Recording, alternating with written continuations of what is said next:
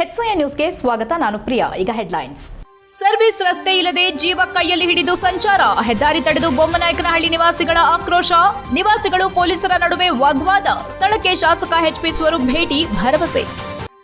ಗದ್ದೆಗೆ ನುಗ್ಗಿದ 8 ಕಾಡಾನೆಗಳ ಗುಂಪು, ಕಷ್ಟಪಟ್ಟು ನಾಟಿ ಮಾಡಿ ಪೋಷಿಸಿದ್ದ ಭತ್ತದ ಪೈರು ಸಂಪೂರ್ಣ ನಾಶ, ವರ್ಷದ ಕೂಳಿಗಾಗಿ ಕಾದಿದ್ದ ರೈತ ಕಂಗಾಲು, ಕೃಷಿಯನ್ನೇ ನಂಬಿರುವ ಕುಟುಂಬಕ್ಕೆ ಮತ್ತೊಂದು ಆಘಾತ. H1N1 ಜ್ವರದ ಹರಡುವಿಕೆ ತಡೆಗಟ್ಟಲು ಮುನ್ನೆಚ್ಚರಿಕೆ, H1N1 ತಡೆಗೆ ಎಲ್ಲರೂ ಎಚ್ಚರ ವಹಿಸಿ ಹೆಚ್ಚಿನ ಜಾಗೃತಿ ವಹಿಸಬೇಕು, ತಾಲೂಕು ವೈದ್ಯಾಧಿಕಾರಿ ಡಾಕ್ಟರ್ ಕಿಶೋರ್ ಸಲಹೆ. ರಾಷ್ಟ್ರೀಯ ಹೆದ್ದಾರಿ ವಿಸ್ತರಣೆ ಕಾಮಗಾರಿಯಿಂದ ಬೊಮ್ಮನಾಯಕನಹಳ್ಳಿ ಗ್ರಾಮದ ನಿವಾಸಿಗಳ ದೈನಂದಿನ ಸಂಚಾರವೇ ದುಸ್ತರವಾಗಿದ್ದು, ಸರ್ವಿಸ್ ರಸ್ತೆ ಅಥವಾ ಪರ್ಯಾಯ ಸಂಪರ್ಕ ವ್ಯವಸ್ಥೆ ಕಲ್ಪಿಸಬೇಕೆಂದು ಆಗ್ರಹಿಸಿ ಸ್ಥಳೀಯರು ಶುಕ್ರವಾರ ಬೆಂಗಳೂರು-ಮಂಗಳೂರು ರಾಷ್ಟ್ರೀಯ ಹೆದ್ದಾರಿ ತಡೆದು ಪ್ರತಿಭಟಿಸಿದರು. ಈ ವೇಳೆ ಪ್ರತಿಭಟನಾಕಾರರು ಹಾಗೂ ಪೊಲೀಸರ ನಡುವೆ ಕೆಲಕಾಲ ವಾಗ್ವಾದ ನಡೆಯಿತು.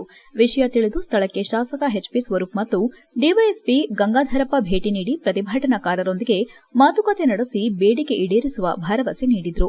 ಇದೇ ವೇಳೆ ಮಾಧ್ಯಮಕ್ಕೆ ಗ್ರಾಮದ ಸ್ಥಳೀಯ ನಿವಾಸಿ ರಾಘವೇಂದ್ರ, ರಾಮಕೃಷ್ಣ ಹಾಗೂ ಇತರರು ಹೇಳಿಕೆ ನೀಡಿ, ಹೆದ್ದಾರಿ ನಿರ್ಮಾಣಕ್ಕಾಗಿ ಗ್ರಾಮಸ್ಥರು ಹಿಂದೆ ತಮ್ಮ ಜಮೀನುಗಳನ್ನು ಬಿಟ್ಟುಕೊಟ್ಟಿದ್ರು, ಇದೀಗ ಅದೇ ಗ್ರಾಮಸ್ಥರಿಗೆ ಸಂಚಾರಕ್ಕೆ ಸೂಕ್ತ ವ್ಯವಸ್ಥೆ ಕಲ್ಪಿಸದಿರುವುದು ತೀವ್ರ ಆಕ್ರೋಶಕ್ಕೆ ಕಾರಣವಾಗಿದೆ.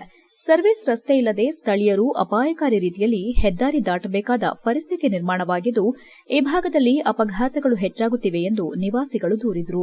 ಸರ್ವಿಸ್ ರಸ್ತೆ ನಿರ್ಮಾಣ ಸಾಧ್ಯವಾಗದಿದ್ದರೆ ಅಂಡರ್ ಪಾಸ್ ಅಥವಾ ಮೇಲ್ಸೇತುವೆ ನಿರ್ಮಿಸಿ ಸುರಕ್ಷಿತ ಸಂಚಾರಕ್ಕೆ ಅವಕಾಶ ಮಾಡಿಕೊಡಬೇಕು. ಸಮಸ್ಯೆಗೆ ಶಾಶ್ವತ ಪರಿಹಾರ ನೀಡುವ ಬಗ್ಗೆ ಅಧಿಕಾರಿಗಳು ಸ್ಪಷ್ಟ ಭರವಸೆ ನೀಡುವವರೆಗೂ ಹೋರಾಟ ಮುಂದುವರೆಸುವುದಾಗಿ ಪ್ರತಿಭಟನಾಕಾರರು ಎಚ್ಚರಿಕೆ ನೀಡಿದರು. ದಿಢೀರ್ ಹೆದ್ದಾರಿ ತಡೆ ನಡೆಸಲು ಮುಂದಾದ ಪ್ರತಿಭಟನಾಕಾರರನ್ನ ಪೊಲೀಸರು ತಡೆಯಲು ಮುಂದಾದಾಗ ಕೆಲಕಾಲ ಉದ್ವಿಗ್ನ ವಾತಾವರಣ ನಿರ್ಮಾಣವಾಯಿತು. ನಗರಸಭೆ ಮಾಜಿ ಅಧ್ಯಕ್ಷ ಆರ್ ಮೋಹನ್ ಸೇರಿದಂತೆ ಸ್ಥಳೀಯ ಮುಖಂಡರು ಹಾಗೂ ಪೊಲೀಸ್ ಅಧಿಕಾರಿಗಳ ನಡುವೆ ಮಾತಿನ ಚಕಮಕಿ ನಡೆಯಿತು. ಪ್ರತಿಭಟನೆ ಕೈಬಿಡುವಂತೆ ಪೊಲೀಸರು ಮನವೊಲಿಸಲು ಮುಂದಾದರೂ ಹಲವಾರು ಬಾರಿ ಮನವಿ ಸಲ್ಲಿಸಿದ್ರೂ ಯಾವುದೇ ಸ್ಪಂದನೆ ದೊರೆತಿಲ್ಲ ಎಂದು ಸ್ಥಳೀಯರು ಪಟ್ಟು ಹಿಡಿದರು. ಸಮಸ್ಯೆಗೆ ತಕ್ಷಣದ ಪರಿಹಾರದ ಭರವಸೆ ಬೇಕೆಂದು ಒತ್ತಾಯಿಸಿ ಪೊಲೀಸರೊಂದಿಗೆ ವಾಗ್ವಾದ ನಡೆಸಿದ್ರು. ವಿಷಯ ತಿಳಿದು ಸ್ಥಳಕ್ಕಾಗಮಿಸಿದ ಶಾಸಕ ಎಚ್ಪಿ ಸ್ವರೂಪ್ ಪ್ರತಿಭಟನಾಕಾರರ ಅಹವಾಲು ಆಲಿಸಿದ್ರು. ಈ ಸಂದರ್ಭದಲ್ಲಿ ರಾಷ್ಟ್ರೀಯ ಹೆದ್ದಾರಿ ಅಧಿಕಾರಿಗಳೊಂದಿಗೆ ಚರ್ಚೆ ನಡೆಸಿ ಸಮಸ್ಯೆಗೆ ಪರಿಹಾರ ಕಂಡುಕೊಳ್ಳುವ ಕುರಿತು ಮಾತುಕತೆ ನಡೆಸಿದ್ರು. ಈ ವೇಳೆ ಶಾಸಕ ಎಚ್ಪಿ ಸ್ವರೂಪ್ ಮಾತನಾಡಿ, ಬೊಮ್ಮನಾಯಕನಹಳ್ಳಿ ಗ್ರಾಮದ ಬೈಪಾಸ್ ರಸ್ತೆ ಸಮಸ್ಯೆಯನ್ನ ಗ್ರಾಮಸ್ಥರು ಪ್ರತಿಭಟನೆ ಮೂಲಕ ಗಮನಕ್ಕೆ ತಂದಿದ್ದಾರೆ. ಈ ಹಿಂದೆ 1991ರಲ್ಲಿ ಗ್ರಾಮದ ರೈತರು ಸುಮಾರು 60 ಎಕರೆ ಜಮೀನನ್ನ ರಾಷ್ಟ್ರೀಯ ಹೆದ್ದಾರಿ ನಿರ್ಮಾಣಕ್ಕಾಗಿ ಬಿಟ್ಟುಕೊಟ್ಟಿದ್ದಾರೆ ಎಂದು ಹೇಳಿದ್ರು. ಆ ಸಂದರ್ಭದಲ್ಲಿ ಸರ್ಕಾರ ಪ್ರತಿ ಎಕರೆಗೆ ಸುಮಾರು 35,000 ರೂಪಾಯಿ ಪರಿಹಾರ ನೀಡಿತ್ತು. ತಮ್ಮ ಜಮೀನುಗಳನ್ನು ಹೆದ್ದಾರಿ ನಿರ್ಮಾಣಕ್ಕಾಗಿ ನೀಡಿರುವ ಗ್ರಾಮಸ್ಥರ ಅನುಕೂಲಕ್ಕಾಗಿ ರಾಷ್ಟ್ರೀಯ ಹೆದ್ದಾರಿ ಇಲಾಖೆ ಸೂಕ್ತ ವ್ಯವಸ್ಥೆ ಕಲ್ಪಿಸಬೇಕಿತ್ತು ಎಂದರು. ಆದರೆ ಸ್ಥಳೀಯರಿಗೆ ಅಂಡರ್ ಪಾಸ್ ವ್ಯವಸ್ಥೆಯನ್ನು ನೀಡದೆ ಸರ್ವಿಸ್ ರಸ್ತೆಯನ್ನು ನಿರ್ಮಿಸದೆ ಏಕಾಏಕಿ ರಸ್ತೆ ಕಾಮಗಾರಿ ಕೈಗೊಂಡಿರುವುದರಿಂದ ಗ್ರಾಮಸ್ಥರು ಪ್ರತಿಭಟನೆ ನಡೆಸುವಂತಾಗಿದೆ ಎಂದರು. ಈಗ ರಾಷ್ಟ್ರೀಯ ಹೆದ್ದಾರಿ ಅಧಿಕಾರಿಗಳು ಮತ್ತು ಸ್ಥಳೀಯರೊಂದಿಗೆ ಚರ್ಚೆ ನಡೆಸಿದ್ದು, ಗ್ರಾಮಸ್ಥರ ಬೇಡಿಕೆಗೆ ಸಕಾರಾತ್ಮಕವಾಗಿ ಸ್ಪಂದಿಸಿದ್ದಾರೆ. ರೈತರು ತಮ್ಮ ಜಮೀನುಗಳಿಗೆ ತೆರಳಲು, ಹಸು ಕರುಗಳನ್ನು ಕರೆದುಕೊಂಡು ಹೋಗಲು ಹಾಗೂ ವಾಹನಗಳ ಸಂಚಾರಕ್ಕೆ ಅಗತ್ಯ ರಸ್ತೆ ವ್ಯವಸ್ಥೆ ಮಾಡಿಕೊಡುವ ಕುರಿತು ಅಧಿಕಾರಿಗಳು ಒಪ್ಪಿಗೆ ಸೂಚಿಸಿದ್ದಾರೆ ಎಂದು ಶಾಸಕ ಸ್ವರೂಪ್ ತಿಳಿಸಿದರು. ಚನ್ನಪಟ್ಟಣ ವೃತ್ತದಲ್ಲಿಯೂ ಇದೇ ರೀತಿಯ ಸಂಚಾರ ಸಮಸ್ಯೆ ಇದ್ದು, ಅಲ್ಲಿಯೂ ಅಂಡರ್ ಪಾಸ್ ನಿರ್ಮಿಸುವಂತೆ ಬೇಡಿಕೆ ಸಲ್ಲಿಸಲಾಗಿದೆ. ಹಾಸನಾಂಬ ಜಾತ್ರೆ ಅಕ್ಟೋಬರ್ ತಿಂಗಳಿನಲ್ಲಿ ನಡೆಯಲಿರುವುದರಿಂದ ಅದರ ಒಳಗೆ ಕಾಮಗಾರಿ ಪೂರ್ಣಗೊಳಿಸುವುದು ಕಷ್ಟವಾಗಬಹುದು. ಆದರೂ ಸಾಧ್ಯವಾದಷ್ಟು ಬೇಗ ಸಮಸ್ಯೆ ಬಗೆಹರಿಸಲು ಕ್ರಮ ಕೈಗೊಳ್ಳಲಾಗುವುದು ಎಂದರು. HCN news, Haasan. ಬೊಮ್ಮನಾಯಕನಹಳ್ಳಿ ಗ್ರಾಮ ಬೈಪಾಸ್ ರಸ್ತೆಯಲ್ಲಿ ಬೊಮ್ಮನಾಯಕನಹಳ್ಳಿ ಗ್ರಾಮ ಎಲ್ಲ ಗ್ರಾಮಸ್ಥರು ಇವತ್ತು ಪ್ರತಿಭಟನೆಯನ್ನು ಕೂಡ ಮಾಡ್ತಾ ಇದ್ರು. ಅದೇ ರೀತಿ ನಮಗೂ ಕೂಡ ಗಮನಕ್ಕೆ ಬಂದು ಇವತ್ತು national highway authority of India ಮತ್ತು ಪೊಲೀಸ್ ಸಿಬ್ಬಂದಿಗಳೆಲ್ಲ ಕೂಡ ಬಂದಿದ್ರು. ಅವರು ನಮ್ಮ ಗ್ರಾಮಸ್ಥರ ಬೇಡಿಕೆ ಇಷ್ಟೇ, ಯಾಕೆಂದ್ರೆ ಹಿಂದೆ 60 ಎಕರೆ ಜಮೀನನ್ನ ನ್ಯಾಷನಲ್ ಹೈವೇಗೆ ರೋಡನ್ನ ಎಲ್ಲ ಪ್ರತಿ ಗ್ರಾಮಸ್ಥರು ಕೂಡ ಬಿಟ್ಕೊಟ್ಟಿದ್ದಾರೆ. ಹಿಂದೆ ಸುಮಾರು 97ರಲ್ಲಿ 91ರಲ್ಲಿ ಬಿಟ್ಕೊಟ್ಟಿರುವಂತದ್ದು. ಆಗ ಎಕರೆಗೆ 35,000 ಸರ್ಕಾರದಿಂದ ಅವರಿಗೆ ಹಣ ಬಂದಿರೋದು. ಆದ್ರೂ ಕೂಡ ಅವರಿಗೆ ಅನುಕೂಲ ಆಗೋ ನಿಟ್ಟಿನಲ್ಲಿ ಏನು ನ್ಯಾಷನಲ್ ಹೈವೇ ಕೂಡ ಅವರು ಪೂರ್ವಕ ಅವ್ರಿಗೆ ಸಹಕಾರ ಮಾಡಬೇಕಿತ್ತು. ಏನೋ ಒಂದ್ ಕಡೆ ಅವ್ರಿಗೆ ಅಂಡರ್ ಪಾಸ್ ಕೂಡ ಕೊಡದಲೆ ಮತ್ತು ಸರ್ವಿಸ್ ರೋಡ್ ಕೊಡದಲೆ ಏಕಾಏಕಿ ಕೆಲಸ ಮಾಡಕ್ ಬಂದಿರೋದ್ರಿಂದ ಗ್ರಾಮಸ್ಥರು ಕೂಡ ಸೇರಿ ಪ್ರತಿಭಟನೆಯನ್ನು ಮಾಡಿ ಕೆಲಸವನ್ನು ನಿಲ್ಲಿಸಿದ್ರು. ಈಗ ನಾವೆಲ್ಲ ಕೂಡ ಸೇರಿ ಒಂದು ತೀರ್ಮಾನಕ್ಕೆ ಬಂದು ನ್ಯಾಷನಲ್ NHAI ಅವರು ಒಪ್ಕೊಂಡಿದ್ದಾರೆ. ಏನು ಇವ್ರು ಕೇಳ್ತದ್ದು ಒಂದೇ, ನಮ್ಮ ಓಡಾಡಕ್ಕೆ ಏನು ರೈತ ಜಮೀನು ಹೋಗ್ಲಿಕ್ಕೆ ಒಂದು ಟ್ರ್ಯಾಕ್ಟರ್ ಬರ್ಲಿಕ್ಕೆ, ಹಸು ಕರುಗಳನ್ನ ತರಲಿಕ್ಕೆ ನಮಗೆ ಒಂದು ಬೇಕು ಅಂತ ರಸ್ತೆ ಕೇಳ್ತಾ ಇರೋದು. ಹಾಗಾಗಿ ಪೂರ್ವಕವಾಗಿ NHAI ಅವರು ಕೂಡ ಒಪ್ಕೊಂಡಿದ್ದಾರೆ. ಒಂದು ಸಕಾರಾತ್ಮಕ ಕೂಡ ಒಪ್ಕೊಂಡಿದ್ದಾರೆ. ಈಗಾಗಲೇ ಸಂಧಾನಕ್ಕೆ ಕೂಡ ಕರೆದು ಈಗ ಚರ್ಚೆ ಮಾಡ್ಲಿಕ್ಕೆ ಹೋಗ್ತಾ ಇದೀವಿ. ಬರುತ್ತೆ ನಗರಸಭೆಗೆ ಬರುತ್ತೆ, ಇದು ನಗರ ಪಾಲಿಕೆಗೆ ಸೇರ್ಕೊಂಡಿದೆ. ಇಲ್ಲಿ ಏನ್ ಹಾದು ಹೋಗಿದೆ, ಇಲ್ಲಿ ನ್ಯಾಷನಲ್ ಹೈವೇ ಹೋಗಿದೆ N75 ಅಲ್ಲಿ. ಇವ್ರು ಏನ್ ಕಾಮಗಾರಿ ಮಾಡ್ತಾ ಇದಾರೆ ಅಂದ್ರೆ ಎಲ್ಲ ಅವೈಜ್ಞಾನಿಕವಾಗಿ ರಸ್ತೆ ನಿರ್ಮಾಣ ಮಾಡ್ಕೊಂಡು ಹೋಗ್ತಾವ್ರೆ. ಇಲ್ಲಿ ಏನ ನಮ್ಮ ಊರಿನ ಗ್ರಾಮಸ್ಥರಿಗೆ ಓಡಾಡಕ್ಕೆ ಒಂದು ಅಂಡರ್ ಪಾಸ್ ಇಲ್ಲ, ಒಂದು ಸರ್ವಿಸ್ ರೋಡ್ ಇಲ್ಲ, ಯುಜುಡಿ ಆಗಿಲ್ಲ. 3 ವರ್ಷದಿಂದ ಯುಜುಡಿ ಡ್ಯಾಮೇಜ್ ಆಗಿ ಎಲ್ಲ ಊರಿನವರು ಹೆಚ್ಚಿಗೆ 15-20 ಮನೆಯವರು ಚರಂಡಿ ಕನೆಕ್ಷನ್ ಕೊಟ್ಟಿದ್ದಾರೆ ಪಿಟ್ಕೊಂಡು, ಅದನ್ನು ಕಂಪ್ಲೀಟ್ ಮಾಡಿಲ್ಲ. ಚರಂಡಿ ವ್ಯವಸ್ಥೆ ಕಂಪ್ಲೀಟ್ ಮಾಡಿಲ್ಲ. ಅವರು ಏಕಾಏಕಿ ಬಂದ್ಬಿಟ್ಟು ನಾವು ರೋಡ್ ಕೆಲಸ ಕಂಪ್ಲೀಟ್ ಮಾಡ್ತೀವಿ ಅಂತ ಹೇಳಿ ರಿಟರ್ನಿಂಗ್ ವಾಲ್ ಹಾಕಕ್ ಬಂದವ್ರೆ. ನ್ಯಾಷನಲ್ ಹೈವೇ ಅವರು ಸರ್ವಿಸ್ ರೋಡ್ ಇನ್ನೂ ಆಗಿಲ್ಲ. ಮತ್ತೆ ಇಲ್ಲಿ ಮುಂಚೆ ಪ್ಲಾನಿಂಗ್ ಅಲ್ಲಿ ಅಂಡರ್ ಪಾಸ್ ಇತ್ತು ರಾಜಕಾಲ ಸರ್ಕಲ್ ಅಲ್ಲಿ. ಏನಂದ್ರೆ ಅಂಡರ್ ಪಾಸ್ ಅಲ್ಲಿಂದ ಬಂದು HPC ಅಲ್ಲಿಂದ ಹೋಗುವಂತವ್ರು ಕೆಳಗಡೆ ಹೋಗ್ಬೇಕಿತ್ತು. ಈ ಬೊಮ್ಮಕ್ಲೆ ಅವರಿಗೆ ಸರ್ವಿಸ್ ರೋಡ್ ಇತ್ತು. ಚನ್ನಪಟ್ಟ ಸರ್ಕಲ್ ಅಲ್ಲಿ ನಾವು ಯೂಟರ್ನ್ ತಗೊಂಡ್ ಬರುವಂತ ವ್ಯವಸ್ಥೆ ಇತ್ತು. ಈಗ ಹಳೆ ಪ್ಲಾನಿಂಗ್ ನ ಇವರು ನೆಗ್ಲಿಜೆನ್ಸಿಯಿಂದ ಇವ್ರ ಕೈಲಿ ಮಾಡಕ್ ಆಗ್ತಾರೆ. ಯಾರೋ ರಾಷ್ಟ್ರೀಯ ಹೆದ್ದಾರಿ ಅವರು ಬೇಜವಾಬ್ದಾರಿ ತಂದಿಂದ ಇವತ್ತು ಈ ಕೆಲಸನ ಲೇಟ್ ಮಾಡ್ಕೊಂಡು ಈ ಬೊಮ್ಮನಾಯಕನಹಳ್ಳಿಲಿ ಈ 3,000ರಿಂದ 4,000 ಜನಸಂಖ್ಯೆ ಇದೆ. 3,000ರಿಂದ 4,000 ಜನಸಂಖ್ಯೆ ಇದೆ. ಈಗ ನಮಗೆ ತಿರ್ಗಾಡ್ಲಿಕ್ಕೆ ಮೊದಲಿಂದ ಈ ರೋಡ್ ಕೊಟ್ಟಿದ್ರು. ಈಗ ಬ್ಯಾರಿಕೇಡ್ ಹಾಕ್ಬಿಟ್ಟು ರಿಟರ್ನಿಂಗ್ ವಾಲ್ ಹಾಕ್ಕೊಂಡು ಅಂಡರ್ ಪಾಸ್ ಇಲ್ಲ ಅಂತ ಹೇಳ್ಬಿಟ್ಟು ಎಲ್ಲನೂ ಬಂದ್ ಮಾಡ್ಕೊತಾ ಇದ್ದಾರೆ. ಈಗ ನಾವು 3,000 ಜನ ಎಲ್ಲಿ ಓಡಾಡಬೇಕು? ಊರು ಕಿತ್ಕೊಂಡು ಹೋಗ್ಬೇಕು. ನಾವು ಹಿಂದೆ 35,000ರಿಂದ 40,000 ರೂಪಾಯಿ ಒಂದು ಎಕರೆಗೆ ಜಾಗ ಕೊಟ್ಟು ಒಳ್ಳೆ ರೋಡ್ ಮಾಡ್ತಾರೆ, ತಿರ್ಗಾಡೋಕ್ಕಾಗುತ್ತೆ ಅಂತ ನಾವು ಸಾರ್ವಜನಿಕವಾಗಿ ಬಿಟ್ಟರೆ, ಇವತ್ತು ನಮ್ಮ 35,000 ರೂಪಾಯಿ ಎಕರೆಗೆ ಇವತ್ತು 1 ಅಡಿ ಜಾಗ ಬರಲ್ಲ. ಈ ನಮ್ಮ ಜಾಗನೂ ಕಿತ್ಕೊಂಡು ಮನೆನೂ ಕಿತ್ಕೊಳ್ಳೋಕೆ ಬಂದರೆ ಮನೆ ಎತ್ಕೊಂಡು ನಾವು ಎಲ್ಲಿ ಓಡಾಡಬೇಕು? ನಾವು ಓಡಾಡಬೇಕು ಅಂತ ಅಂದರೆ HPCLನಿಂದ ಕೆರೆ ಕೋಡಿಯಿಂದ HPCLನಿಂದ KDB ಸರ್ಕಲಿಂದ ಬಳಸಿ 8 ಕಿಲೋಮೀಟ್ರ್ ಬರಬೇಕು. ನಮ್ಮ ಜಾಗ ಕೊಟ್ಟು ನಾವು 8 ಕಿಲೋಮೀಟರ್ ತಿರುಗಾಡ್ಬೇಕಾ ನಾವು? ಇದು ಕಾರ್ಪೊರೇಷನ್. ಕಳೆದ ರಾತ್ರಿ ಸುಮಾರು 8 ಕಾಡಾನೆಗಳಿದ್ದ ಗುಂಪೊಂದು ಗದ್ದೆಗೆ ನುಗ್ಗಿ ಕಷ್ಟಪಟ್ಟು ನಾಟಿ ಮಾಡಿ ಪೋಷಿಸಿದ್ದ ಭತ್ತದ ಪೈರನ್ನ ಸಂಪೂರ್ಣವಾಗಿ ತುಳಿದು ನಾಶಪಡಿಸಿರುವ ಘಟನೆ ಬೇಲೂರು ತಾಲೂಕಿನ ಅರೇಹಳ್ಳಿ ಹೋಬಳಿ ವ್ಯಾಪ್ತಿಯ ಉತ್ತೊಳಲು ಗ್ರಾಮದಲ್ಲಿ ವರದಿಯಾಗಿದೆ. ಕೂಲಿ ಕಾರ್ಮಿಕರ ಕೊರತೆ ಹಾಗೂ ಹವಾಮಾನ ವೈಪರೀತ್ಯದ ಸಂಕಷ್ಟದ ನಡುವೆಯೂ ತಿಂಗಳುಗಟ್ಟಲೆ ಶ್ರಮವಹಿಸಿ ಬೆಳೆಸಿದ್ದ ಭತ್ತದ ಪೈರು ಇದೀಗ ಕಾಡಾನೆಗಳ ದಾಳಿಗೆ ಸಿಲುಕಿ ನಾಶವಾಗಿದ್ದು, ವರ್ಷದ ಕೂಲಿಗಾಗಿ ಬೆಳೆ ಮೇಲೆ ಭರವಸೆ ಇಟ್ಟಿದ್ದ ರೈತ ದಿಕ್ಕು ತೋಚದೆ ಕಂಗಾಲಾಗಿದ್ದಾರೆ. ಈ ಕುರಿತು ರೈತ ಕೃಷ್ಣರಾಜ್ ಅರಸ್ ಮಾತನಾಡಿ, ನಮಗೆ 2 ಎಕರೆ ಗದ್ದೆ ಇದ್ದು ಕಾಡಾನೆಗಳ ವಿಪರೀತ ಸಂಚಾರ ಇರುವ ಕಾರಣ ಕಳೆದ 5-6 ವರ್ಷಗಳಿಂದ 1 ಎಕರೆ ಜಮೀನನ್ನ ಪಾಳು ಬಿಟ್ಟಿದ್ದೇವೆ. ಉಳಿದ 1 ಎಕರೆಯಲ್ಲಿ ಭತ್ತ ನಾಟಿ ಮಾಡಿಕೊಂಡು ಬರುತ್ತಿದ್ದೇವೆ. ಆದರೆ ಕಳೆದ 2 ವರ್ಷಗಳಿಂದ ಈ ಭಾಗಕ್ಕೂ ಕಾಡಾನೆಗಳ ಹಾವಳಿ ಪ್ರಾರಂಭವಾಗಿದೆ. ಕೃಷಿಯನ್ನೇ ಅವಲಂಬಿಸಿರುವ ನಮಗೆ ಬೇರೆ ಪರ್ಯಾಯ ವ್ಯವಸ್ಥೆ ಇಲ್ಲ. ಹೀಗಾಗಿ ಹಲವು ಸವಾಲುಗಳ ನಡುವೆಯೂ ಈ ಬಾರಿಯೂ ಭತ್ತ ನಾಟಿ ಮಾಡಿದ್ದೆವು. ಆದರೆ ಕಾಡಾನೆಗಳು ದಾಳಿ ನಡೆಸಿ ಬೆಳೆ ಸಂಪೂರ್ಣ ಹಾನಿಗೊಳಿಸಿವೆ ಎಂದು ತಮ್ಮ ಅಳಲನ್ನ ತೋಡಿಕೊಂಡರು. ಕಾಡಾನೆಗಳ ಹಾವಳಿ ಕುರಿತು ಸಂಬಂಧಪಟ್ಟ ಎಲ್ಲರಿಗೂ ಮಾಹಿತಿ ನೀಡಿದ್ರೂ ಯಾವುದೇ ಪ್ರಯೋಜನವಾಗುತ್ತಿಲ್ಲ. ಬೆಳೆ ಹಾನಿಗೆ ಸೂಕ್ತ ಪರಿಹಾರವೂ ದೊರೆಯುತ್ತಿಲ್ಲ. ನಮಗೆ ಕೃಷಿ ಬಿಟ್ಟರೆ ಬೇರೆ ಆದಾಯದ ಮೂಲವಿಲ್ಲ. ಕಾಡಾನೆಗಳ ಹಾವಳಿಯಿಂದ ದನಕರುಗಳನ್ನು ಸಾಕೋದಕ್ಕೂ ಸಾಧ್ಯವಾಗದ ಪರಿಸ್ಥಿತಿ ನಿರ್ಮಾಣವಾಗಿದೆ. ಸರ್ಕಾರ ಹಾಗೂ ಅರಣ್ಯ ಇಲಾಖೆ ಈ ಸಮಸ್ಯೆಯನ್ನ ಗಂಭೀರವಾಗಿ ಪರಿಗಣಿಸಿ ಶಾಶ್ವತ ಪರಿಹಾರ ಕಲ್ಪಿಸಬೇಕೆಂದು ಒತ್ತಾಯಿಸಿದರು. ಉತ್ತೊಳಲು ಗ್ರಾಮ ಸೇರಿದಂತೆ ಅರೇಹಳ್ಳಿ ಹೋಬಳಿ ವ್ಯಾಪ್ತಿಯಲ್ಲಿ ಕಾಡಾನೆಗಳ ಹಾವಳಿ ದಿನದಿಂದ ದಿನಕ್ಕೆ ಹೆಚ್ಚುತ್ತಿದ್ದು, ರೈತರ ಬೆಳೆ ಮತ್ತು ಆಸ್ತಿಪಾಸ್ತಿಗೆ ಹಾನಿಯಾಗುತ್ತಿದೆ. ಕಷ್ಟಪಟ್ಟು ಬೆಳೆಸಿದ ಬೆಳೆ ಕೈಗೆ ಬರುವ ಮುನ್ನವೇ ಕಾಡಾನೆಗಳ ಪಾಲಾಗುತ್ತಿರುವುದು ರೈತರ ಪಾಲಿಗೆ ಗಾಯದ ಮೇಲೆ ಬರೆಯೆಳೆದಂತಾಗಿದೆ. ಒಂದೆಡೆ ಕೃಷಿ ವೆಚ್ಚ, ಮತ್ತೊಂದೆಡೆ ಕೂಲಿ ಕಾರ್ಮಿಕರ ಕೊರತೆ ಹಾಗೂ ಕಾಡಾನೆಗಳ ಹಾವಳಿಯಿಂದ ರೈತರು ತೀವ್ರ ಸಂಕಷ್ಟಕ್ಕೆ ಸಿಲುಕಿದ್ದಾರೆ. ಕಾಡಾನೆಗಳ ಹಾವಳಿಗೆ ಶಾಶ್ವತ ಕಡಿವಾಣ ಹಾಕೋದರ ಜೊತೆಗೆ ನಷ್ಟಕ್ಕೊಳಗಾದ ರೈತರಿಗೆ ತ್ವರಿತವಾಗಿ ಸೂಕ್ತ ಪರಿಹಾರ ಒದಗಿಸಿ ಕೃಷಿ ಮುಂದುವರಿಸಲು ಅಗತ್ಯ ಭದ್ರತೆ ಕಲ್ಪಿಸಬೇಕೆಂದು ಗ್ರಾಮಸ್ಥರು ಆಗ್ರಹಿಸಿದ್ದಾರೆ.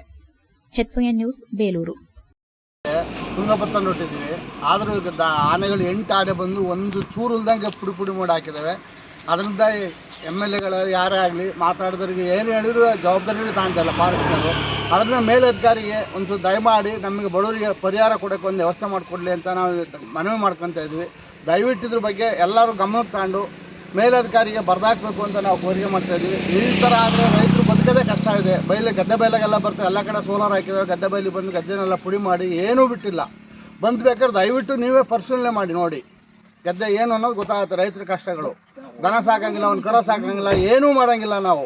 ಹಂಗಾದ್ರೆ ಎಲ್ಲಿ ತಿರುಗಾಡೋದು ಹೆಂಗೆ ಅನ್ನೋದು ಹೆದರಿಕೆ ಆಗ್ತಾ ಇದೆ. ಅದನ್ನು ದಯವಿಟ್ಟು ಇದು ಅಧಿಕಾರಿಗಳು ಇದನ್ನು ಗಮನಕ್ಕೆ ತಗೊಂಡು ನಮಗೆ ಪರಿಹಾರವನ್ನು ಒದಗಿಸ್ಕೊಡ್ಬೇಕು ಅಂತ ಬೇಡಿಕೆ ಅಂತ ಇದ್ದೀವಿ. 2 ವರ್ಷದಿಂದ ಹೇಳ್ತಾ ಇದ್ದೀವಿ, 2 ವರ್ಷದಿಂದಲೂ ಬಂದಿಲ್ಲ ಪರಿಹಾರ. 2 ವರ್ಷದಿಂದಲೂ ಮಾಡ್ತಾ ಇದ್ದೀವಿ, ಅರ್ಜಿ ಕೊಡ್ತಲೇ ಇದ್ದೀವಿ, ಪರಿಹಾರ ಬರ್ತಾ ಇಲ್ಲ. ಸುಮ್ಮನೆ ಇದೆಲ್ಲ ಬೇಡಿಕೆ ಸುಮ್ಮನೆ ಉಲ್ಲಂಘನೆ ಮಾಡ್ತಾ ಇದ್ದಾರೆ ಎಲ್ಲದನ್ನೂ, ಪ್ರತಿಯೊಂದು. HCN ನ್ಯೂಸ್ನಲ್ಲಿ ಈಗ ಒಂದು ಪುಟ್ಟ ಬ್ರೇಕ್. ಹಾಸನದಲ್ಲಿ 28 ವರ್ಷಗಳಿಂದ ಜನತೆಗೆ ಅತ್ಯುತ್ತಮವಾದ ವೈದ್ಯಕೀಯ ಸೇವೆಯನ್ನು ನೀಡುತ್ತಿರುವ Hemavathi multi speciality hospital Hassan. ನಮ್ಮಲ್ಲಿ ದಿನದ 24 ಗಂಟೆಯೂ ಆಕ್ಸಿಡೆಂಟಲ್ ಇಂಜುರೀಸ್ ಮತ್ತು ಎಮರ್ಜೆನ್ಸಿ ಸರ್ವಿಸ್ಗಳನ್ನು ಹೊಂದಿದೆ. ಹೇಮಾವತಿ ಆಸ್ಪತ್ರೆಯ ಡಾಕ್ಟರ್ ನಿಖಿಲ್ ಆರ್ ಭಟ್ ರವರು ಎಂಎಸ್ ಆರ್ಥೋಪೆಡಿಕ್ನಲ್ಲಿ ಚಿನ್ನದ ಪದಕ ಪಡೆದು ಸಿಂಗಾಪುರ್ ಜನರಲ್ ಹಾಸ್ಪಿಟಲ್ನಲ್ಲಿ ಫೆಲೋಶಿಪ್ ಇನ್ ಜಾಯಿಂಟ್ ರಿಪ್ಲೇಸ್ಮೆಂಟ್ ಸರ್ಜರಿಯ ಪದವಿ ಪಡೆದು ಸೇವೆಯನ್ನ ಸಲ್ಲಿಸಿರುತ್ತಾರೆ.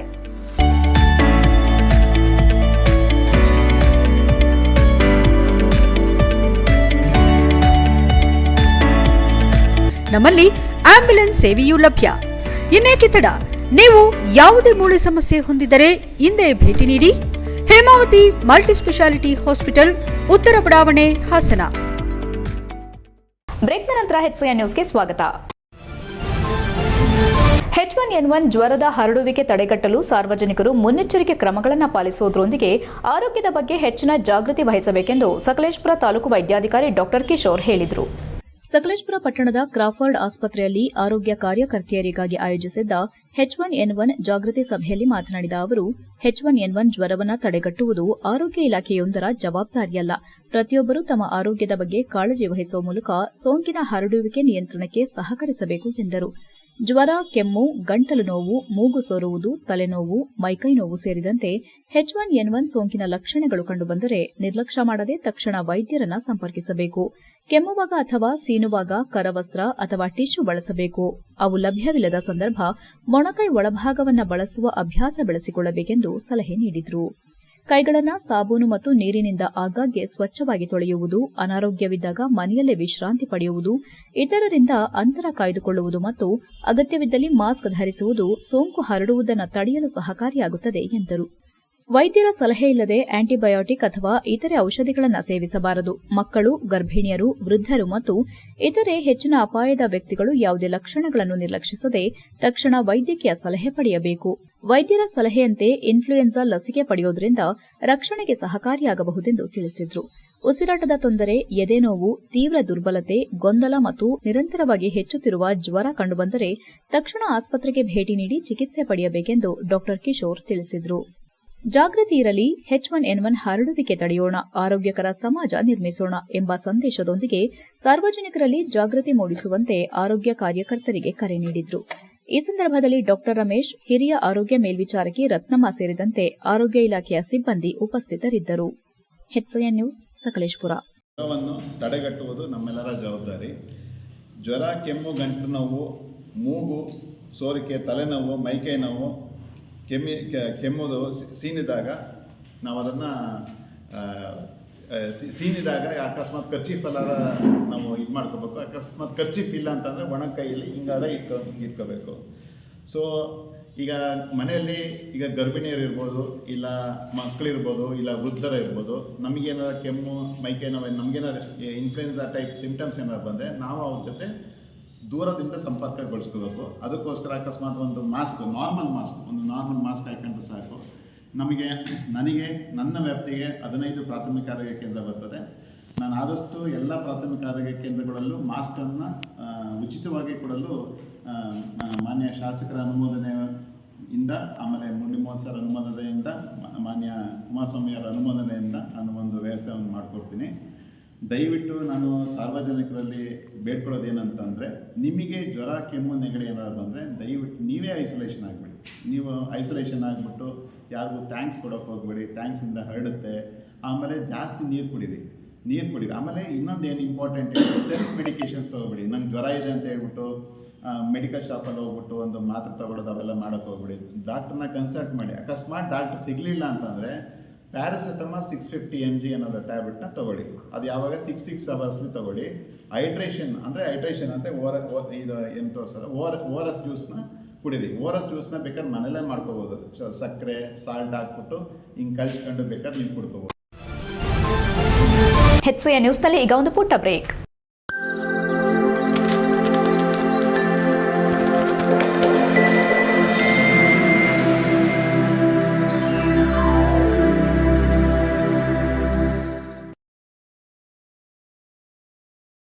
ಬ್ರೇಕ್ನ ನಂತರ HCN ನ್ಯೂಸ್ಗೆ ಸ್ವಾಗತ. ಭಾರತದಲ್ಲಿ ಜನಸಂಖ್ಯೆ ಮತ್ತು ಲಭ್ಯವಿರುವ ಸಂಪನ್ಮೂಲಗಳ ನಡುವೆ ಸಮತೋಲನ ಸಾಧಿಸುವುದು ಅತ್ಯಂತ ಅಗತ್ಯವಾಗಿದೆ. ಪರಿಸರ, ಆಹಾರ, ನೀರು, ವಸತಿ, ಶಿಕ್ಷಣ, ಆರೋಗ್ಯ ಸೇರಿದಂತೆ ಮೂಲಭೂತ ಸೌಲಭ್ಯಗಳನ್ನು ಪ್ರತಿಯೊಬ್ಬರಿಗೂ ಸಮರ್ಪಕವಾಗಿ ಒದಗಿಸಲು ಜನಸಂಖ್ಯೆ ನಿಯಂತ್ರಣದ ಬಗ್ಗೆ ಗಂಭೀರ ಚಿಂತನೆ ನಡೆಸಬೇಕಾಗಿದೆ ಎಂದು ನಿಶ್ಚಲಾನಂದನಾಥ ಮಹಾಸ್ವಾಮೀಜಿ ಹೇಳಿದರು.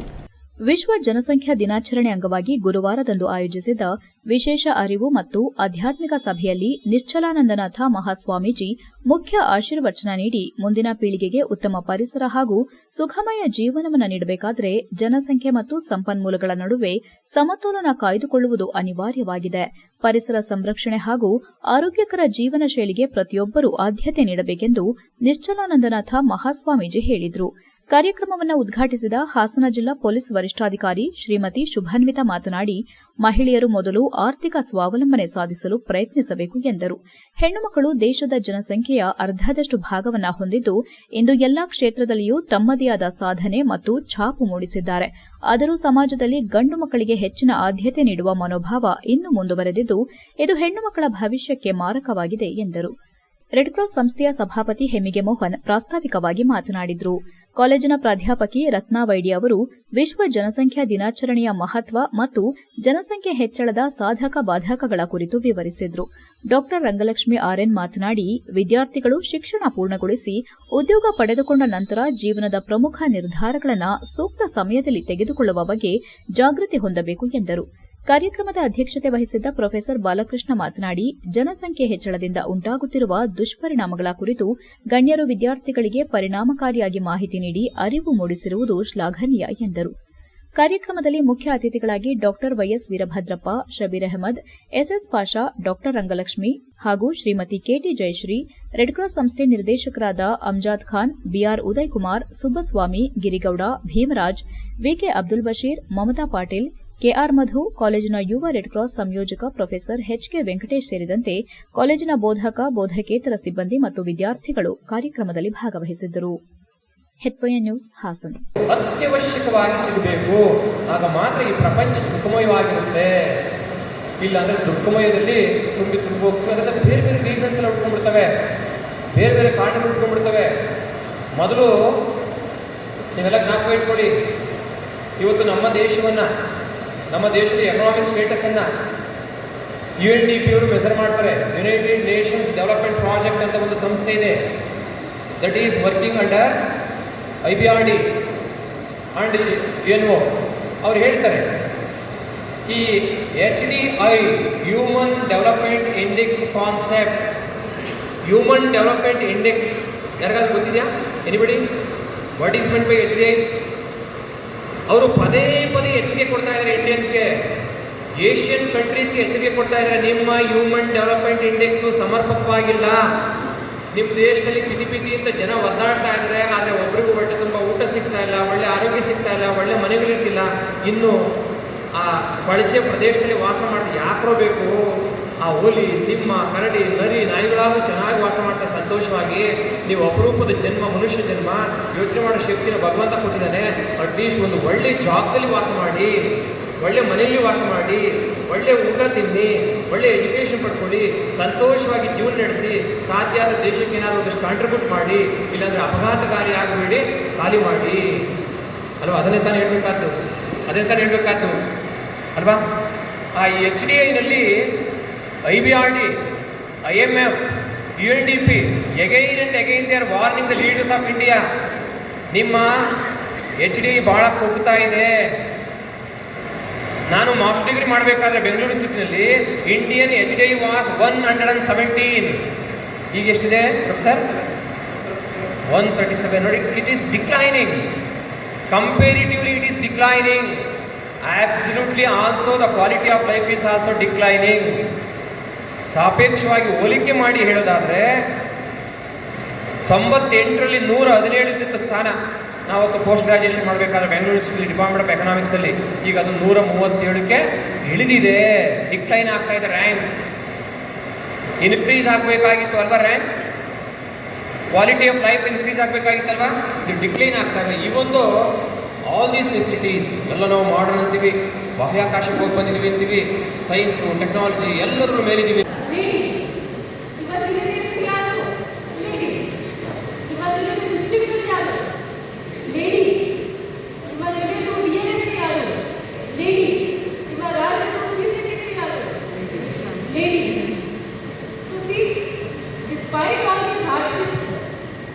consider the state of Karnataka.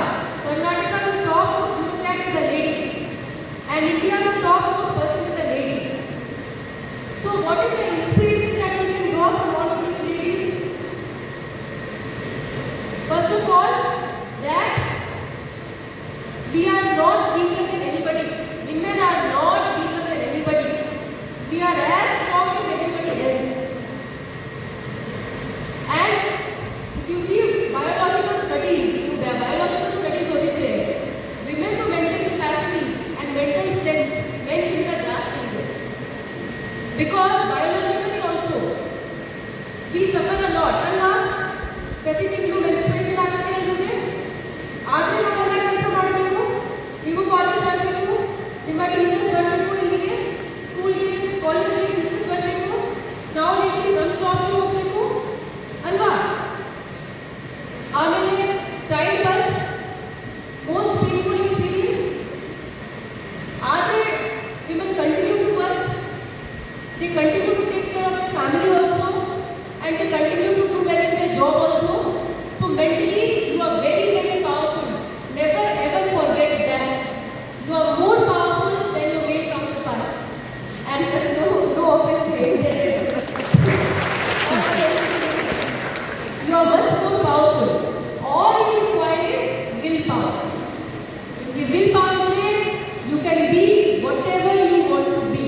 You can be an IAS officer, you can be an IPS officer, you can be a good politician, you can be a good doctor, you can be a good engineer. But you should have that willpower, and you should have that courage. That is very, very important. And now we know the meaning under it. This is a very, very important stage of your life. Alva, next stage is 1890. Alva? 1890 is a very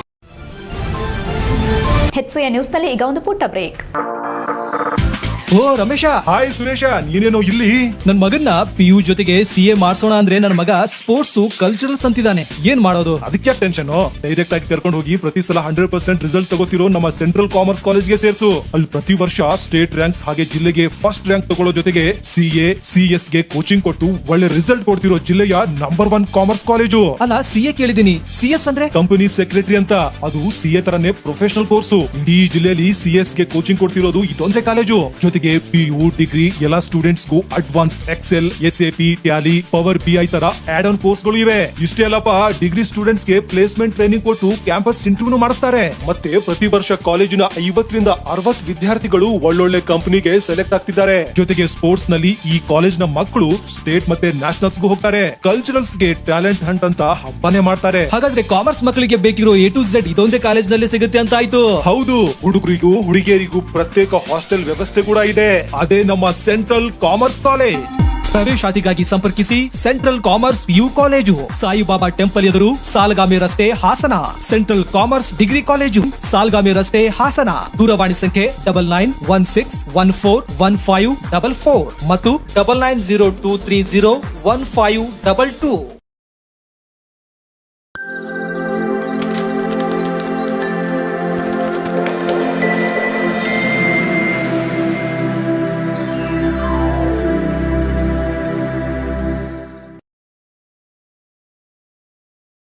ಬ್ರೇಕ್ನ ನಂತರ HCN ನ್ಯೂಸ್ಗೆ ಸ್ವಾಗತ.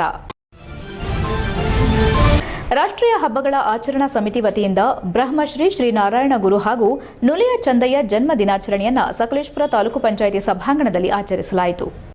ಕಾರ್ಯಕ್ರಮ ಉದ್ಘಾಟಿಸಿ ಶಾಸಕ cement ಮಂಜು ಮಾತನಾಡಿ, ಭಾರತ ಇತಿಹಾಸದಲ್ಲೇ ಮಹಾನ್ ಸಮಾಜ ಸುಧಾರಕ, ಆಧ್ಯಾತ್ಮಿಕ ಕ್ರಾಂತಿಕಾರ ಶ್ರೀ ನಾರಾಯಣ ಗುರುಗಳು ಜಾತಿ ಪದ್ಧತಿಯ ಕತ್ತಲಿನಲ್ಲಿದ್ದ ಸಮಾಜಕ್ಕೆ ಜ್ಞಾನದ ಬೆಳಕನ್ನು ನೀಡಿದ ಮಹಾಪುರುಷ. ಒಂದೇ ಜಾತಿ, ಒಂದೇ ಮತ, ಒಬ್ಬನೇ ದೇವರು ಎಂಬ ಸಂದೇಶವನ್ನ ಜಗತ್ತಿಗೆ ನಾರಾಯಣ ಗುರುಗಳು ನೀಡಿದ ಅತ್ಯಂತ ಶ್ರೇಷ್ಠ ಸಂದೇಶವಾಗಿದೆ. ಮನುಷ್ಯರೆಲ್ಲರೂ ಒಂದೇ, ಅವರಲ್ಲಿ ಯಾವುದೇ ಮೇಲು ಕೀಳಿನ ಭೇದಭಾವ ಇರಬಾರದು ಎಂದು ಅವರು ಗಟ್ಟಿಯಾಗಿ ಪ್ರತಿಪಾದಿಸಿದವರು. ಅವರ ಆದರ್ಶ ಮತ್ತು ತತ್ವಗಳನ್ನು ನಾವೆಲ್ಲರೂ ಇಂದಿನ ಪೀಳಿಗೆಗೆ ತಿಳಿಸುವ ಅನಿವಾರ್ಯತೆ ಇದೆ ಎಂದರು.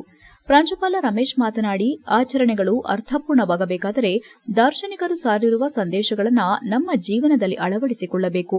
ಇಂದು ಸಮಾಜದಲ್ಲಿ ಮನುಷ್ಯ ಆಸೆಗಿಂತ ಹೆಚ್ಚು ದುರಾಸೆಯನ್ನು ಮೈಗೂಡಿಸಿಕೊಂಡಿದ್ದಾನೆ. ಇಂತಹ ಸನ್ನಿವೇಶದಲ್ಲಿ ನಮಗೆ ಚಿಂತನೆ ಮತ್ತು ಅರಿವನ್ನು ಮೂಡಿಸುವ ದಾರ್ಶನಿಕರ ತತ್ವ ಸಿದ್ಧಾಂತಗಳನ್ನು ಅರಿತು ನಮ್ಮ ಜೀವನದಲ್ಲಿ ಅಳವಡಿಸಿಕೊಂಡಾಗ ಉತ್ತಮ ಬದುಕು ಕಟ್ಟಿಕೊಳ್ಳಬಹುದು ಎಂದರು. ಶ್ರೀ ನಾರಾಯಣ ಗುರು ಸೇವಾ ಸಮಿತಿ ಅಧ್ಯಕ್ಷ ಭಾಸ್ಕರ್ ಮಾತನಾಡಿ, ಅಂದಿನ ಕಾಲದಲ್ಲಿದ್ದ ಮೇಲು ಕೀಳು ಎಂಬ ಸಾಮಾಜಿಕ ತಾರತಮ್ಯದ ಭಾವನೆಯ ಗೋಡೆಯನ್ನ ಒಡೆದು ಹಾಕಿ ಸಮಾಜಕ್ಕೆ ಶೈಕ್ಷಣಿಕ ಕ್ರಾಂತಿಯ ಕರೆ ನೀಡುವ ಮೂಲಕ ಉತ್ತಮ ಸಂಘಟನೆಯಿಂದ ಬಲಶಾಲಿಯಾಗಿ ಎಂಬುದು ಅವರ ಮಂತ್ರವಾಗಿತ್ತು. ದೇವಸ್ಥಾನಗಳಿಗಿಂತ ಹೆಚ್ಚಾಗಿ ಶಾಲೆಗಳನ್ನ ಕಟ್ಟಿ ಮಕ್ಕಳಿಗೆ ಶಿಕ್ಷಣ ನೀಡಿ ಎಂದು ಅವರು ಜನರಲ್ಲಿ ಜಾಗೃತಿ ಮೂಡಿಸಿದ್ರು.